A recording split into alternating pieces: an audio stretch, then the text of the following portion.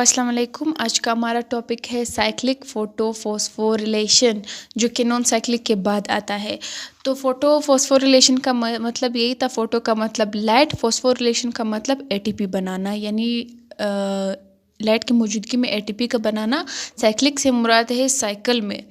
अब ये अनकॉमन होता है, ये इतना कॉमन नहीं होता, बट नॉन साइक्लिक से ये शिफ्ट हो जाता है साइक्लिक में। ठीक है, जब ये साइक्लिक में शिफ्ट हो जाता है तो हमारे पास फिर यानी डार्क रिएक्शन के लिए इसकी बहुत बड़ी इंपॉर्टेंस होती है। कैसे? जब हमारे पास one more ATP is required for dark reaction. जब हमारे पास, हमें पता है ना कि लाइट रिएक्शन में सिर्फ एटीपी बनने का अमल होता है, फिर वो एटीपी जाके डार्क रिएक्शन में पहुंच जाती है। डार्क रिएक्शन किस डे में भी हो सकता है, नाइट में भी हो सकता है, फिर वो हमारे पास जाके ग्लूकोज वगैरह बना देता है।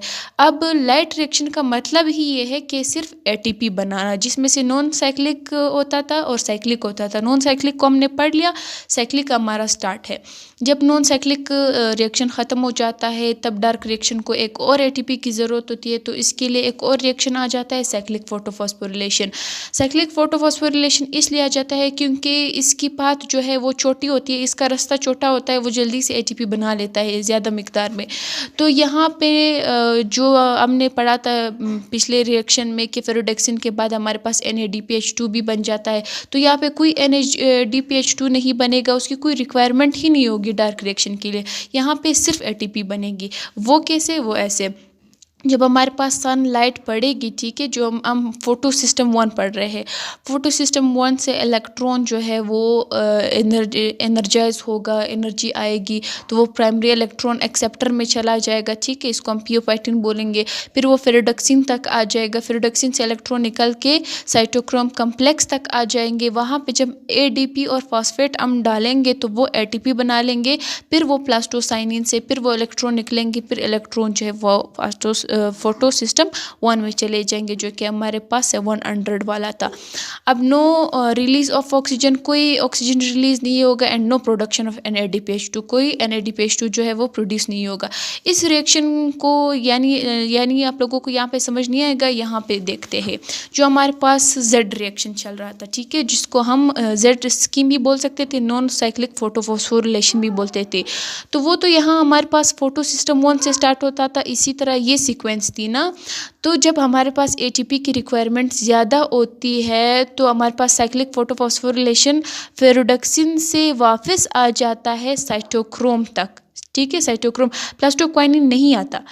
यहाँ से जब साइटोक्रोम तक आ जाता है, क्योंकि प्लास्टोक्विनोन और साइटोक्रोम के बीच तो हमारे पास ATP प्रोड्यूस नहीं हुई थी, इन दोनों के बीच हुई थी। तो इसी दोनों को ये सेलेक्ट करेगा जहाँ पे ATP जो है बनेगी, बनती थी या बनेगी, इसको ये सेलेक्ट करेगा। इसी तरह अपने साइकिल को कंटिन्यू रखेगा। अब जब हमारे पास यहाँ से हम इस रिएक्शन को कट कर देते हैं, ठीक है, वो फोटो सिस्टम 2 को हम अलग कर देते हैं।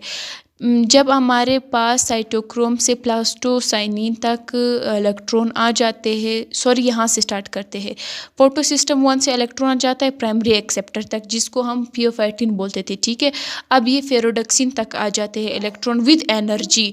फेरोडक्सिन तक आ जाते हैं। फेरोडक्सिन तो NADP के लिए एनर्जी दे देता था, NADPH2 बना लेता था। अब ये इसको एनर्जी नहीं देगा, ये एनर्जी वापस जाएगी विद इलेक्ट्रॉन साइटोक्रोम के पास, साइटोक्रोम कम्प्लेक्स के पास। यहाँ से जब आएगी ये प्लास्टोसाइनिन को जब ट्रांसफ़र करने वाली होगी, यहाँ पे हम ADP जो है वो डाल देंगे विद इनऑर्गेनिक फॉस्फेट, या हमारे पास ATP बना लेंगे, क्योंकि नॉन साइक्लिक में भी यहाँ पे ही हमारे पास ATP बन रही थी। और प्लास्टोसाइनिन से फिर वही इलेक्ट्रॉन आएंगे यहाँ पे, फिर ये साइकिल जो है वो A से चलता रहेगा।